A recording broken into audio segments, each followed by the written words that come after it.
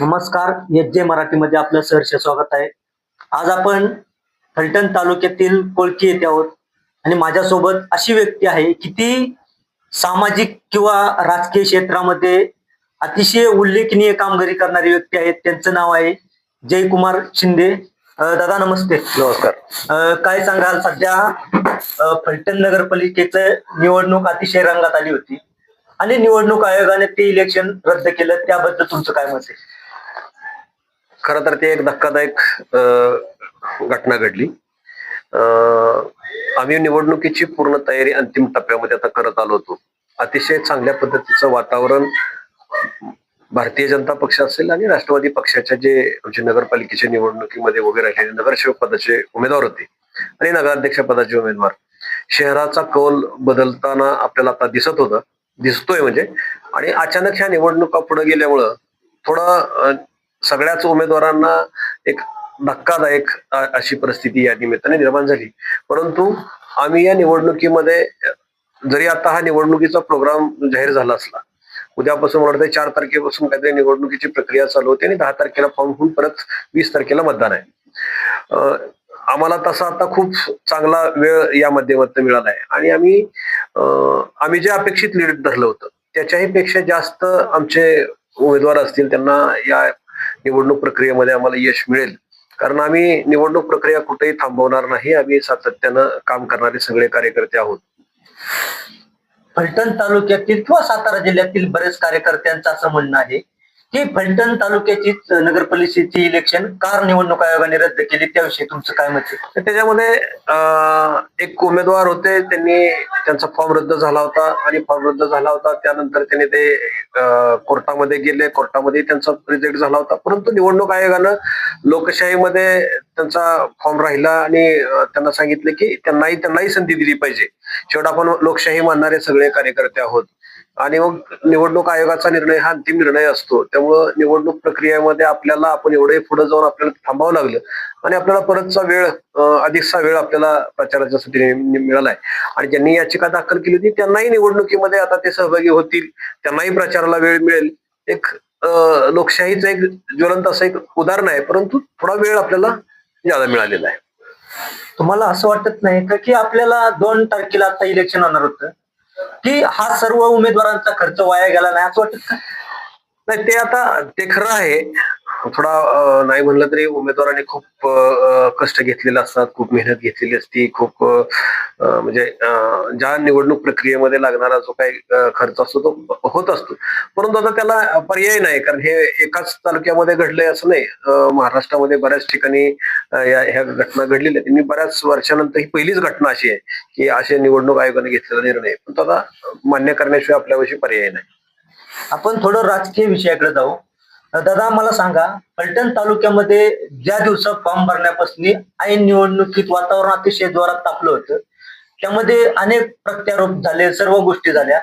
या ठिकाणी जे तुमचे विरोधक आहेत रामराजे, ते सर्व पक्षात फिरून सगळ्या पक्षात गेले. पण या ठिकाणी शिंदे गटाचे जे नेते आहेत, उपमुख्यमंत्री सध्याचे एकनाथजी शिंदे, ते या ठिकाणी आले, त्यावर तुमचं काय मत आहे? एक लक्षात घ्या, ही निवडणूक या तालुक्याचे माजी खासदार रणजितसिंह नाईक निंबाळकर साहेब असतील, आदरणीय आमदार सचिन पाटील साहेब असतील, यांच्या नेतृत्वाखाली आम्ही ही निवडणूक महायुती म्हणून एकत्र लढतोय. राज्याचे मुख्यमंत्री देवेंद्र फडणवीस असतील, उपमुख्यमंत्री अजितदादा पवार असतील आणि आम्ही महायुती म्हणून आम्ही सर्वांनी निर्णय निवडणुकीमध्ये घेतला. वातावरण तुम्हाला माहिती आहे, या तालुक्यामध्ये ही निवडणूक 5 वर्ष ज्यांच्याकडे सत्ता होती खासदारकी आणि 1 वर्ष आमदारकी, आणि ज्यांच्याकडे 30 वर्ष सत्ता होती या तालुक्याची, आणि त्यांनी काय केला विकास आणि या 5 वर्षामध्ये आम्ही काय केलेला विकास, ही खऱ्या अर्थानं या तालुक्यातली जनता आता ही निवडणूक जनता त्या दृष्टीनं बघत होती की गेल्या 30 वर्षात या शहराचा विकास काय झाला का? अजिबात झाला नाही. या शहराचा 5 वर्षामध्ये विकास झाला का? 1 वर्षामध्ये काय विकास झाला का? तर 100% झाला. आम्ही आदरणीय रणजितदादांच्या नेतृत्वाखालची ही निवडणूक या तालुक्यातल्या या शहरातल्या जनतेनं हातामध्ये घेतली होती. त्याचं कारण असं आहे की गेल्या 5 वर्षामध्ये जर तुम्ही बघितलं असेल तर आदरणीय रणजितदादांच्या नेतृत्वाखाली या तालुक्यामध्ये नेरा देवधरचा प्रश्न असेल, धोंबलकवडीचा प्रश्न असेल, रेल्वेचा प्रश्न असेल, रस्त्याचे प्रश्न असतील, हे मोठे मोठे प्रकल्प हे रणजितदादांच्याच माध्यमातून मंजूर झाले आणि ते प्रत्यक्षात नुसते मंजूरच झाले नाही तर ते प्रत्यक्षात त्याची कामं झालेली. आणि मग अशा अशा निवडणुकीमध्ये या राज्याचे उपमुख्यमंत्री एकनाथ शिंदे साहेब आले. शेवट ते त्या पक्षामध्ये गेले. जसं आपणच म्हणला की ते अनेक पक्ष फिरून आता परत शिवसेनेमध्ये गेलेले. त्यांना पर्याय काय नव्हता का, तर त्यांनी तो पर्याय स्वीकारला. परंतु या तालुक्यामध्ये खऱ्या अर्थानं जर काम कोणी केलंय तर रणजितदादांनी केलंय. राज्याचे मुख्यमंत्री कोण आहेत तर देवेंद्र फडणवीस साहेब आहेत. शेवट या तालुक्यामध्ये या राज्यामध्ये मुख्यमंत्री हा प्रमुख असतो आणि ज्याच्याकडे चाव्या असतात तिजोरीच्या ते अजितदादा आहेत. म्हणजे आपण मालक देवेंद्र भाऊ आहेत आणि या तिजोरीच्या चाव्या ह्या अजितदादांच्याकडे आहेत. त्यामुळे या तालुक्याचा विकास उद्या उपमुख्यमंत्री एकनाथ शिंदे साहेब आले, त्यांनी खूप चांगल्या पद्धतीचं या ठिकाणी भाषण केलं. परंतु तुम्ही जर ते भाषण नीट ऐकलं तर त्यांनी काय सांगितलं की मी या तालुक्याचा 30 वर्षाचा बॅकलॉग भरून काढण्यासाठी आलेलो आहे. म्हणजे त्यांनी सांगितलं ना, त्यांच्या पक्षामध्ये आलेले जे काही नेते त्यांनी या शहराचा काही विकास केला नाही किंवा या तालुक्याचा विकास केला नाही. हे आपण सगळे पत्रकार त्या ठिकाणी होता, पत्रकारांनी ते ऐकलेलं आहे. आम्ही मीडियाच्या माध्यमातून ते भाषण ऐकलेलं आहे. त्यामुळं त्यांनी स्पष्ट सांगितलं की मी बॅकलॉग भरून काढण्यासाठी आलोय. म्हणजे या तालुक्याचा विकास झाला नव्हता आणि तो आता आम्ही करतोय. ते असं म्हणाले की त्यांनी उपमुख्यमंत्री आहेत, त्यांनी उदय सामंत त्यांना फोन लावला आणि त्यांनी सांगितलं की या ठिकाणी MIDC पाहिजे. पण माझ्या माहितीप्रमाणे तर खासदार जे पाणीदार खासदार आहेत, माजी खासदार रणजितसिंह नाईक निंबाळकर यांनी नाईकोबावाडी या ठिकाणी MIDC मंजूर केली. त्यावर आपलं काय मत आहे? कसं असतंय, लोकांना बरं वाटावं, लोकांना ऐकण्यासाठी बरं वाटावं म्हणून त्यांनी ते फोन केले. ठीक आहे, या राज्याचे मुख्यमंत्री देवेंद्र फडणवीस साहेब होते आहेत. त्या काळामध्ये ही MIDC खासदारांच्या माध्यमातून नाईकबावाडीची MIDC मंजूर झाली. आज त्या नाईकबावाडीच्या MIDC मध्ये सन्माननीय उद्योगमंत्री उदय सामंत साहेबांनीच, ते जरी महायुतीचाच एक घटक पक्ष म्हणून आहे, आम्ही त्यांचंही अभिनंदन करतो. कारण आज नाईकबावाडी MIDC मध्ये एक राज्य शासनाचा जे 5 प्रकल्प आहेत, ज्या 5 जिल्ह्यामध्ये हे प्रकल्प उभा राहणार, त्याच्यामध्ये फलटणला एक प्रकल्प त्यांनी दिलेला आहे. मुख्यमंत्री साहेब असतील, उपमुख्यमंत्री असतील किंवा उदय सामंत, आम्ही त्यांचंही अभिनंदन करतो. कारण ही MIDC उभी करण्यामध्ये रणजितदादांचा 100% सिंहाचा वाटा आहे. आणि आज त्या MIDC मध्ये 20,000 महिला त्या ठिकाणी कामाला लागणार आहेत. त्यांच्या हाताला रोजगार मिळणार आहे. या तालुक्यातल्या तरुणांच्या हाताला रोजगार मिळणार आहे. आज त्यांनी कमिन्स एक्सटेन्शन सुरोडी MIDC साठी त्यांनी हे केलं, पण त्यांनी नाईकबावाडी MIDC साठी काही मागणी केली नाही. ज्या सुरोडीमध्ये MIDC झालेली आहे तिथे फक्त कमिन्सची फॅक्टरी आहे. तिथे तुम्हाला दुसऱ्या कुठल्या फॅक्टरी दिसतात का? त्या ठिकाणी कुठल्या स्थानिक लोकांना जे रोजगार मिळाले ते सगळे रोजगार हे म्हणजे आपण टेंडर बेस कामगार म्हणून भरती आहे. त्याच्यामध्ये परमनंट लोकांचं प्रमाण फलटण तालुक्यातलं किती आहे हे जर तुम्ही आपण माहिती घेतली तर तुम्हाला कमी दिसेल. ती MIDC वाढली पाहिजे का, तर त्याला आमचा विरोधच नाही, ती वाढली पाहिजे. आज या शहराचं औद्योगिकरण होत असताना आम्हाला त्याच्यामध्ये ती MIDC वाढली काय ना आमची नाईकबावाडी MIDC. शेवट या तालुक्यातल्या मुलांच्या हाताला रोजगार मिळाला पाहिजे, या तालुक्यातल्या महिलांना रोजगार मिळाला पाहिजे, हे शहर वाढलं पाहिजे, हे शहर डेव्हलप झालं पाहिजे, शहराचा विकास झाला पाहिजे, अर्थकारण वाढलं पाहिजे आणि सामान्य माणूस या तालुक्यातला सुखी आणि समृद्धी झाला पाहिजे. एवढीच अपेक्षा रणजितदादा नाईक निंबाळकरांची आणि ती पूर्णत्वाला जाताना तर आपण पाहतोय. जे फलटणच्या ज्या पलीकडला भाग आहे फलटण, त्या ठिकाणी तुमची सभा झाली, पण त्या फलटणचा 35 वर्षात अजिबात विकास झालेला दिसत नाही. तुमचं काय मत आहे त्यावरती? काय सत्ताधाऱ्यांनी कायमच मलटणकडे बघत असताना तो दृष्टिकोन ठेवला की शेवट मलटणमध्ये सत्ता कोणाची, ती कैलासवासी हिंदुराव नाईक निंबाळकरांच्या विचाराला किंवा रणजितसिंह नाईक निंबाळकरांच्या कुटुंबाला मानणारा तो मतदारसंघ आहे किंवा तो मलटण आहे. मग त्या भागाच्या लोकांचा विकासच होऊन द्यायचा नाही, त्या भागातल्या लोकांचे प्रश्न अडवायचे, त्यांची कामं करून द्यायची नाहीत. ही भूमिका कोणी केली? 30 वर्षे ज्यांच्याकडे सत्ता आहे त्यांनी केली. मग ते तुम्ही सत्तेमध्ये असताना सर्वांना समान न्याय द्यावा लागतो, परंतु त्यावेळेला ते दिसलं नाही. आज त्या लोकांची अवस्था तीच आहे, म्हणून तर लोक पेटून उठलेली आणि म्हणूनच तर त्या ठिकाणी नगराध्यक्षाचा उमेदवार हा मलटणचा येतात. तुम्हाला दिसेल आता जरी निवडणूक पुढे गेली असली तर होणाऱ्या मतदानामध्ये 70 ते 80% मतदान घेऊन आमचे नगराध्यक्षाचे उमेदवार निवडून येणार आहेत. आता निवडणूक तर पुढे गेलीच, पण जी सगळी यंत्रणा म्हणा किंवा जे उमेदवार आहेत ते आहे तसेच राहणार का, त्यात काय बदल होणार? नाही नाही, आहे हीच प्रक्रिया चालू राहणार आहे. आमची कालच आदरणीय खासदार साहेबांनी एक बैठक घेतली, सगळ्या उमेदवारांची बैठक घेतली, सगळ्या माहितीच्या नेत्यांची एकत्रित बैठक घेतली आणि त्यांनी सगळ्यांना स्पष्ट सांगितलेलं आहे की आपल्याला कामामध्ये राहायचंय. जनतेच्या सेवेमध्ये आपण फक्त निवडणुकीपुरतच नाही, आपण सातत्यानं 24/7 लोकांच्या सेवेत असलं पाहिजे. तुम्ही निवडणुकीपुरता आपण काय, आम्ही निवडणुकीपुरता अजेंडा घेऊन आलेलो नाही. आम्ही या शहरामध्ये कोणाचा बदला घेण्यासाठी नाही. रणजितदादांचं एक स्वप्न या तालुक्याचा बदलाव करायचा आणि ते पूर्ण करण्यासाठी कार्यकर्ते मनापासून काम करतायत, झटतायत, लोकांचे प्रश्न सोडवतायत.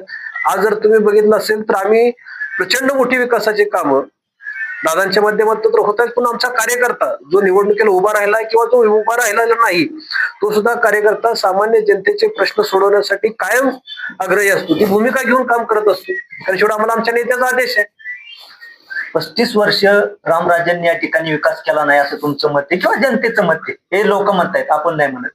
पण 5 वर्षात किंवा आता तुमचे जे उमेदवार आहेत, नगराध्यक्ष पदाचे जे उमेदवार आहेत, शमशेरदादा नाईक निंबाळकर, तुमचं सामाजिक कार्यकर्ता म्हणून त्यांनी काय विकास केला पाहिजे असं तुम्हाला वाटतं? एक लक्षात घ्या, कैलासवासी हिंदूराव नाईक निंबाळकरांचं हे कुटुंब आहे. शमशेरदादा असतील, आदरणीय रणजितदादा असतील, ही दोघे बंधू या तालुक्यामध्ये वयाच्या 18व्या वर्षापासून काम करतायत. तुम्ही जर बघितलं असेल तर रणजितदादांनी वयाच्या 18व्या वर्षापासून या शहरासाठी व्यवसाय उभा केला, डेअरीच्या माध्यमातून लोकांना व्यवसाय उपलब्ध करून दिला, कारखान्याच्या माध्यमातून आज ते शेतकऱ्यांसाठी झटतायत, हजारो कामगार त्या ठिकाणी काम करतायत. शमशेरदादा विरोधी पक्षनेते होते, त्यावेळेला विरोधी पक्षनेते म्हणून आपण त्यांचं काम 5 वर्ष बघितलेलं आहे. आणि हे कुटुंब कायम सातत्यानं लोकांच्या सुखामध्ये, लोकांच्या दुःखामध्ये असणारं हे कुटुंब आहे. शमशेरदादा या शहरामध्ये तुम्ही जर आज सर्वे करत असाल, तुम्हाला फिरत असताना लक्षात येत असेल की किती छोट्यातल्या छोट्या माणसाला ते भेटतात, किती गरीब माणसांच्या घरी जातात, लोकांच्या घरी जाऊन बसतात, लोकांशी जिव्हाळ्यानं बोलतात, लोकांचे प्रश्न सोडवतात. असा कार्यकर्ता मिळायला सुद्धा एक भाग्य लागतं. आणि अतिशय चांगल्या पद्धतीचा नगराध्यक्ष पदाचा आमचा उमेदवार आहे. माझं वैयक्तिक मत आहे की 5 ते 6 हजाराच्या फरकानं या शहराचे नगराध्यक्षपद या जिल्ह्यामध्ये विक्रमी मताने निवडून येतील. आणि तुम्ही हे बघितलं असेल की रणजितदादांनी या शहरामध्ये काय काम केलंय, प्रचंड मोठं काम केलं. आज पालखी महामार्गासारखा रस्ता आपण बघितलं, पालखी जिथं थांबते, जयंती नाक्यापासून संपूर्ण येणारा रस्ता हा पालखी महामार्गाचा आता आपण काम चालू आहे, आपण बघताय. सिमेंट कॉन्क्रीटचं काम पूर्ण होतंय, त्याच्यासाठी आज सिमेंट कॉन्क्रीटचा पूर्ण जर रस्ता हा पूर्ण झाला तर 10-15 वर्षे त्याला खड्डा कधी पडणार नाही. प्रत्येक चौक हे महापुरुषांचे चौक जे आहेत ते सगळे सुशोभीकरण ठरलेलं आहे, सुशोभीकरण त्याच्यामध्ये होतंय. या शहरामध्ये खेळण्यासाठी मुलांना क्रीडांगण नव्हतं, आज मल्टरमध्ये क्रीडांगण उभं राहतंय, त्याचे वर्क ऑर्डर झालेले आहेत. आपण जर तुमचे नाते कोणाले बघाय कोण आलं तर त्याला कुठं फिरायला जागा नव्हती, असं तारांगण या ठिकाणी उपलब्ध राहतंय. एक मल्टी स्पेशलिस्ट हॉस्पिटल त्या ठिकाणी सरकारच्या माध्यमातून उभं राहतंय. महसूल भवन त्या ठिकाणी तुम्हाला उभं राहताना दिसेल. शासकीय इमारती या ठिकाणी आपल्याला बघायला मिळतील. आरटीओ कार्यालय या शहरामध्ये होत आहे. आणि आज एवढं मोठं काम या शहरामध्ये होत असताना आज तुम्ही जर बघितलं असेल तर पोलीस वसाहतीकडे येत असताना पोलिसांची दयनीय अवस्थेमध्ये ते पोलीस वसाहत होती. गेली 30-35 वर्ष होतीच ना. पण आदरणीय रणजितदादांनी ती वसाहत उभी केली. आज एक टोलेजंग इमारती त्या ठिकाणी दिसत आहेत. आज ऑफिसेस दोन्ही ग्रामीणचं असेल शहरचं असेल प्रचंड मोठं ऑफिस त्या ठिकाणी होतंय. महसूल भवन होतंय. पत्रकारांना बसण्यासाठी एक पत्रकार भवन त्या ठिकाणी होतंय. म्हणजे अशी अनेक कामं, जी कामं निवडणुकीच्या काळानंतर लोक जाहीरनाम्यामध्ये टाकतात की आदरणीय रणजितदादांनी सत्ता यायच्या अगोदर ही कामं मंजूर करून आलेली आहेत. तुम्हाला 6 महिन्यामध्ये हे पलटण बदललेलं दिसत. या शहरातले रस्ते असतील, आदरणीय आमदार साहेब सचिन पाटील यांच्या माध्यमातून अजितदादांनी या शहराची जी मेन इमारत आहे, जी एसटी डेपोची इमारत आहे, 18 कोटी रुपये मंजूर करून घेतलेत. त्याचे 8 कोटी रुपये मंजूर होऊन आलेले आहेत. आता त्याचंही प्रत्यक्षामध्ये आपण 1 वर्ष 2 वर्षामध्ये तुम्हाला काम इमारत झाले दिसेल. म्हणजे एवढं चांगलं काम करत असताना या शहरातली ड्रेनेजची लाईन असेल, या शहरातल्या पाण्याचा प्रश्न असेल, या शहरातल्या पाण्याच्या टाक्या असतील, हे सगळं काम करण्याचं धोरण म्हणजे त्यांनी ध्येय हाताशी बाळगलेलं आहे. आणि ही सगळी कामं मंजूर झालेली आहेत. मी ही कामं होणार आहेत असं म्हणत नाही, ही कामं ऑलरेडी मंजूर झालेली आहेत. आणि ती कामं तुम्हाला प्रत्यक्षात होताना दिसतील निवडणुकीच्या नंतर. याची आचारसंहिता संपली की ही कामं चालू होतील. नंतर येणाऱ्या नगरसेवकांनी फक्त ती चांगली कामं काम करून घ्यायचा दर्जा, एवढंच त्यांच्याकडे काम दादांनी ठेवलेलं आहे. नक्कीच हे होते जे भारतीय जनता पार्टीचे जे कार्यकर्ते आहेत किंवा जे सामाजिक कार्यकर्ता, त्यांना समाजाची तळमळ असते, प्रत्येक प्रश्नामध्ये त्यांचा बारीक अभ्यास आहे, असे जयकुमार शिंदे साहेब होते. धन्यवाद.